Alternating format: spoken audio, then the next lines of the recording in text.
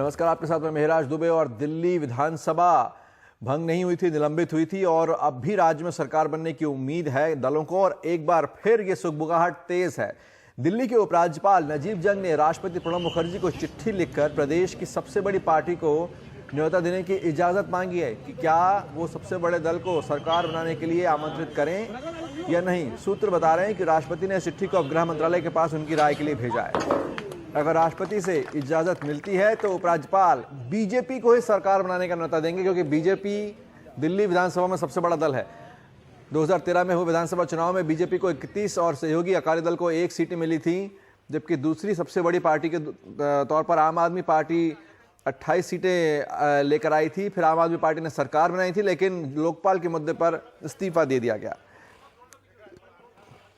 BJP के 3 विधायक इस बीच रमेश बिधोड़ी, डॉक्टर हर्षवर्धन और प्रवेश वर्मा आप सांसद बन चुके हैं, यानी बीजेपी की फिलहाल 29 सीटें हैं।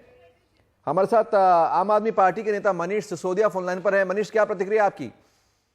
देखिए, अगर ये खबर सच है कि राज्यपाल उपराज्यपाल महोदय इस तरह से फिर से भारतीय जनता पार्टी को बुलाना चाहते हैं, तो ये बहुत ही दुर्भाग्यपूर्ण है, क्योंकि 12 दिसंबर को इसी भारतीय जनता पार्टी ने सरकार बनाने से मना कर दिया था उनके बुलावे पर, जबकि उसके पास 32 विधायक थे। अब जबकि उसके पास विधायकों की संख्या भी घट गई है, 3 विधायक उसके रिजाइन कर चुके हैं, उसके पास विधायकों की संख्या 29 है।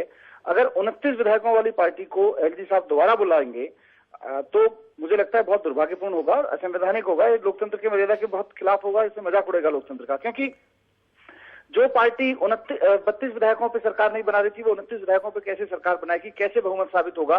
बिना जोड़ तोड़ के, बिना हॉर्स ट्रेडिंग के संभव नहीं है। और मैं आपके चैनल के माध्यम से कहना चाहता हूं कि हॉर्स ट्रेडिंग या जोड़ तोड़ के माध्यम से बनी गई सरकार दिल्ली के लोगों के साथ बहुत बड़ा धोखा होगी, उनके साथ लूटपाट करेगी। ईमानदारी की सरकार तो हो ही नहीं सकती वो। मनीष, ये उपराज्यपाल का डिस्क्रिशनरी पावर है और खासकर तब जब विधानसभा निलंबित है, भंग नहीं है, क्या एक बार फिर सरकार बनाने की कोशिश नहीं होनी चाहिए? नहीं, बिल्कुल होनी चाहिए, क्यों नहीं होनी चाहिए, लेकिन उसमें कुछ परिस्थितियां बदली हों, पार्टियां ये कहें भी परिस्थितियां बदली हैं हमारी, तब होनी चाहिए ना। कांग्रेस कह रही है हमें किसी का समर्थन नहीं दे रहा, आम आदमी पार्टी कह रही है हमें किसी का समर्थन नहीं देना है, आम आदमी पार्टी के तमाम विधायक कह रहे हैं कि साहब एलजी साहब से मिलकर, राष्ट्रपति महोदय से मिलकर कह रहे हैं साहब हमें किसी का समर्थन नहीं दे रहा, विधायक ये बंद करिए। हॉर्स ट्रेडिंग की कोशिश की शिकायतें की गई हैं।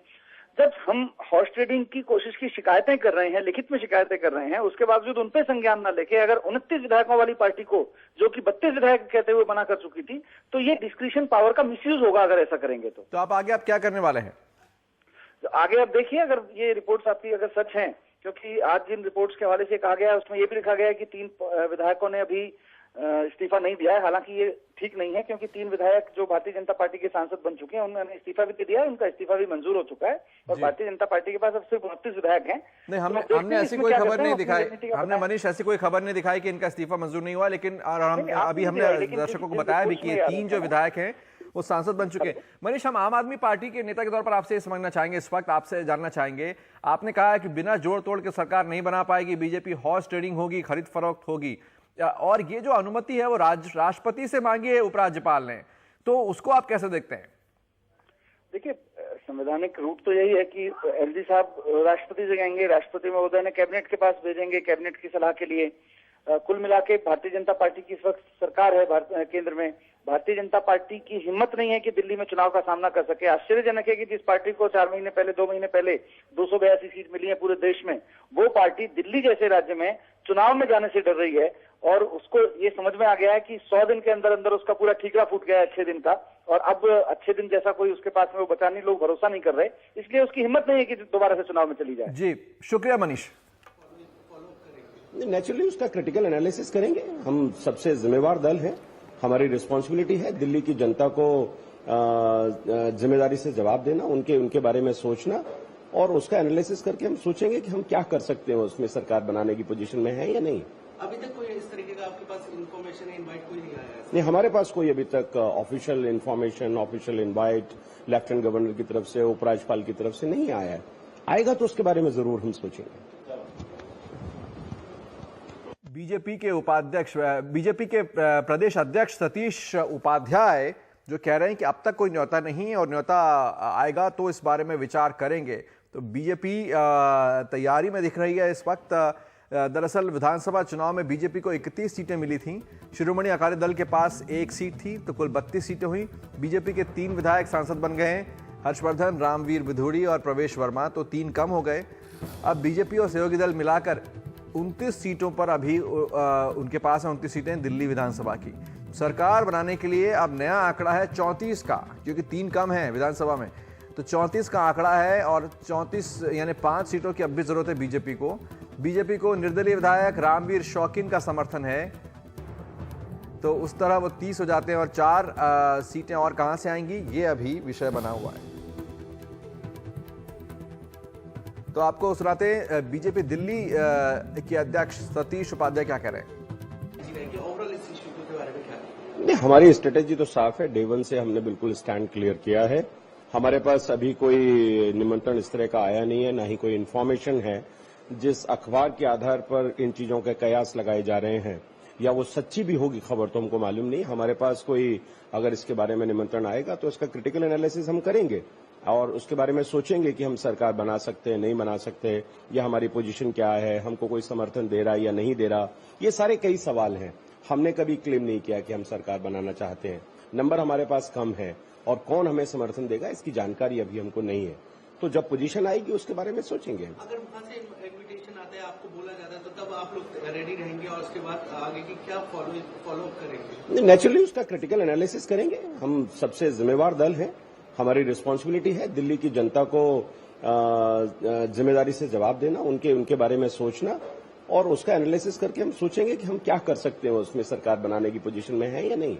अभी तक कोई इस तरीके का आपके पास इन्फॉर्मेशन है, इनवाइट कोई नहीं आया है? नहीं, हमारे पास कोई अभी तक official information, official invite lieutenant governor की तरफ से, उपराज्यपाल की तरफ से नहीं आया है। आएगा तो उसके बारे में जरूर हम सोचेंगे। सतीश उपाध्याय दिल्ली प्रदेश बीजेपी के अध्यक्ष कह रहे हैं कि न्योता आएगा तो उस पर उसका कोई उपाय सोचेंगे और वो एनालिसिस करेंगे कि दिल्ली की जनता चाहती क्या है। थोड़ी देर पहले एनडीटीवी इंडिया से बात करते हुए आम आदमी पार्टी के नेता मनीष सिसोदिया ने कहा कि ये बिना जोड़ तोड़, बिना खरीद फरोख्त के बीजेपी सरकार नहीं बना पाएगी और ये दुर्भाग्यपूर्ण है अगर उपराज्यपाल इस तरह से बीजेपी को न्योता देने की तैयारी में है। मनीष सिसोदिया क्या कह रहे हैं, उनको सुनते हैं। सिर्फ सोर्सेज से खबर है और अगर ये सच है तो बड़ा आश्चर्यजनक है, क्योंकि जो पार्टी 12 दिसंबर को एलजी साहब को मना कर चुकी है कि हमारे पास 32 विधायक हैं और हम बहुमत नहीं साबित कर सकते सदन में, जब उसके पास 29 विधायक हैं और ये बात भी एलजी साहब को पता है, तो उसके बाद एलजी साहब क्यों बुला रहे हैं, अगर वो बुला रहे हैं तो ये तो बड़ा आश्चर्यजनक है और संविधान के जो स्पिरिट है उसके खिलाफ है ये तो। लेकिन कहा जा रहा है कि प्रेसिडेंट से परमिशन भी मांगनी लग गई, लगभग तय है कि उनको बुलाया जाएगा। किस तरीके से पूरी घटनाक्रम को देखते हैं, क्योंकि पहले मना किया गया, अब कोर्ट की बारी है, कोर्ट में आप लोगों के जो पिटीशन लगी है उस पर भी जवाब देना है। तो देखिए, इतना तो तय है कि भारतीय जनता पार्टी में हिम्मत नहीं है कि इतने बड़े बहुमत के बावजूद, लोकसभा में इतना बड़ा बहुमत मिलने के बावजूद वो दिल्ली में चुनाव फेस कर सके, क्योंकि 100 दिन में उसके तमाम दावों की हवा निकल गई और देश की जनता ने भारतीय जनता पार्टी की असलियत जान ली है। तो अब भारतीय जनता पार्टी में चुनाव लड़ने की हिम्मत नहीं है कि दिल्ली में चुनाव लड़ ले। उसके बावजूद अगर वो पिछले दरवाजे से लोकतंत्र का, संविधान का मजाक उड़ाते हुए सरकार बनाने की कोशिश करती है तो ये बहुत दुर्भाग्यपूर्ण होगा और एलजी साहब के पॉइंट ऑफ व्यू से भी दुर्भाग्यपूर्ण होगा। अगर वो उस पार्टी को दोबारा से बुलाते हैं जो एक बार मना कर चुकी है, तो वो किस सेंस में बुलाते हैं, क्यों बुलाना चाहते हैं उसको बार बार? मनीष, क्या आपके विधायक सब लोग एकजुट हैं? क्योंकि बार बार ये कहा जा रहा है कि सीक्रेट बैलेट के जरिए जो वोटिंग होगी उसमें देखिए, आम आदमी पार्टी के विधायक तो एकजुट हैं। जब जब उनको खरीदने की कोशिश की है उन्होंने पार्टी के साथ, लीडरशिप के साथ चर्चा की है और खुद बताया कि इस तरह से बातचीत हुई और उनके एकजुट होने के कारण ही हम बार बार बीजेपी के षड्यंत्र का भंडाफोड़ करते रहे कि एक खरीद फरोख्त की सरकार बनाने की कोशिश कर रहे हैं। बीजेपी और अकाली दल की कुल 29 सीटों में और कौन कौन जुड़ेगा, उनमें एक नाम रामवीर शौकीन का सबसे आगे रहा है और वो क्या कह रहे हैं और कांग्रेस के मुकेश शर्मा क्या कह रहे हैं, उनको सुनते हैं। सबसे पहले रामवीर शौकीन। कोई भी विधायक, ना कांग्रेस का, ना बीजेपी का, ना आम आदमी पार्टी का, कोई विधायक दोबारा इलेक्शन में कोई भी नहीं जाना चाहता है, क्योंकि अभी तो 8 महीने तो हुए हैं इलेक्शन लड़े, दोबारा कोई विधायक नहीं जाना चाहता है इसमें। तो सर, अगर बीजेपी सरकार बनाती है तो क्या आप उनको समर्थन करेंगे? मेरा तो 8 दिसंबर को रिजल्ट आया था, जब विधायक बनके मैं आया था, उसी दिन मैंने इंटरव्यू में बोल दिया था कि मोदी साहब जो भी मुझे आदेश देंगे वो मुझे मंजूर होगा, जो भी मोदी साहब आदेश दे दें वो मुझे बिना शर्त के मंजूर होगा। और हमारे साथ दिल्ली प्रदेश बीजेपी के अध्यक्ष सतीश उपाध्याय जुड़ रहे हैं फोन लाइन पर। सतीश जी, शुक्रिया आपने वक्त निकाला। आम आदमी पार्टी आरोप लगा रही है कि इस तरह की बात कि आपको न्योता मिलने वाला है, ये दुर्भाग्यपूर्ण है और बीजेपी बिना खरीद फरोख्त के कभी सरकार नहीं बना पाएगी। क्या आप बिना खरीद फरोख्त के सरकार नहीं बना पाएंगे? अब देखिए, ये आम आदमी आरोप लगा रहे हैं और आप भी उनके भ्रमजाल में बार बार आ जाते हैं। उनके आरोपों का जवाब मैं सोचता हूं मुझे देने की आवश्यकता नहीं है। जिनको स्टैंड ही अपना नहीं पता कि करना क्या है दिल्ली में एक आज इस भ्रम की स्थिति उन्होंने पैदा की हुई है। दिल्ली में जिम्मेवार सरकार छोड़ करके वो भाग गए। हम पर आरोप लगाते हैं कि हम खरीद फरोख्त कर रहे हैं। आज तक कोई आरोप उनका साबित हुआ है क्या? खाली आरोप लगा देने से कुछ हो जाता है क्या? स्टिंग ऑपरेशन उनके विधायकों का हो जाता है, उनके लोगों के स्टिंग ऑपरेशन हो जाते हैं। सवाल ये है, हमको भारतीय जनता पार्टी का स्टैंड बहुत क्लियर है कि हम आज कल चुनाव कराइए, चुनाव में हम जाने के लिए तैयार हैं। एलजी हमको बुलाएंगे तो उसका क्रिटिकल एनालिसिस हम करेंगे कि हम सरकार बना सकते हैं कि नहीं बना सकते। हमारे पास 29 विधायक हैं और हमारे को कौन समर्थन दे रहा है नहीं दे रहा, ये तो जब परिस्थिति आएगी तब इसके बारे में तय होगा। क्या 5 विधायक आप जोड़ पाएंगे सतीश उपाध्याय? मैंने आपसे कहा ना कि मेरे पास 29 हैं, मैंने तो क्लेम नहीं किया। लेफ्टिनेंट गवर्नर बुलाएंगे तो इसको देखेंगे हम क्या स्थिति बनती है। राजनीति है ये। तो आप कह रहे हैं कि चुनाव में जाने को आप तैयार हैं? स्थिति बन गई। आप कह रहे हैं चुनाव में जाने को तैयार है, लेकिन क्या आपको लगता है चुनाव रोका जा सकता है अगर कोई पार्टी सरकार बना ले, जिम्मेदार सरकार बना ले बिना खरीद फरोख्त के? क्या ऐसा संभव है? आम आदमी और कांग्रेस दिल्ली की बहुत चिंता करते हैं। मुद्दे भी इनके वही हैं। दोनों का पहले हनीमून भी हुआ था। दोनों मिलकर के सरकार बना ले और जनता को एक राहत दे दे। चिंता करे दिल्ली की जनता की। बातें करना और केवल आरोप लगाने से कुछ काम नहीं होता है।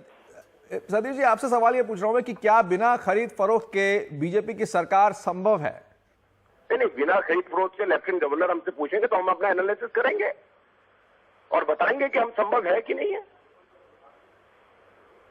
बहुत बहुत शुक्रिया आपका। सतीश उपाध्याय दिल्ली बीजेपी प्रदेश अध्यक्ष कह रहे हैं कि वो एनालिसिस करेंगे, विश्लेषण करेंगे जब एलजी का यानी उपराज्यपाल का न्योता आता है दिल्ली में सरकार बनाने का। यानी वो मना नहीं कर रहे हैं, लेकिन वो ये भी कह रहे हैं कि चुनाव में जाने को तैयार हैं, उससे वो नहीं डरते। 29 सीटें इस वक्त उनके और उनके सहयोगी के पास हैं, सहयोगी दल के पास। उन्हें एक निर्दलीय विधायक कह रहा है कि वो समर्थन करेगा, तो इस तरह उनके पास 30 सीटें, उन्हें 4 सीटों की और जरूरत होगी। ये इस वक्त दिल्ली विधानसभा की सीटें हैं और दरअसल इस सरकार पर, जो अगर सरकार बनती है, उस पर देश भर की निगाहें लगी हैं। ये वो विधानसभा है जिसमें पहली बार आम आदमी पार्टी दिल्ली में उभरी एक ताकत के तौर पर और उसने सरकार बनाई, लेकिन वो सरकार चल नहीं पाई। और ऐसे में क्या इस विधानसभा को भंग कर दिया जाए या कोई और दल सरकार बना लेगा? ये सवाल है सभी राजनीतिक विश्लेषकों के बीच में और राजनीतिक दलों के वोटरों के बीच में। और अब हम चल रहे हैं अखिलेश शर्मा के पास। जाने से पहले आपको सुनवा रहे हैं मुकेश शर्मा, कांग्रेस नेता, उनकी बातचीत। उपराज्यपाल महोदय को भाजपा से पूछना चाहिए कि उस वक्त अनैतिक तरीके से आप सरकार नहीं बनाएंगे तो आज कौन सा नैतिक तरीका आपके पास है जिससे दिल्ली में आप सरकार का गठन कर सकते हैं, और उन विधायकों के नाम उनको बताने चाहिए और सदन में बहुमत साबित करने में भाजपा की मदद करेंगे। उसका खुलासा होना चाहिए, क्योंकि ये दिल्ली के मतदाताओं ने जो विश्वास दिया है, उन्होंने किसी को बहुमत नहीं दिया है और दिल्ली के लोग अब जल्द से जल्द चुनी हुई सरकार चाहते हैं। इसलिए दिल्ली में बेहतर ये है लोकतंत्र की रक्षा के लिए विधानसभा भंग और नए चुनाव कराए जाए।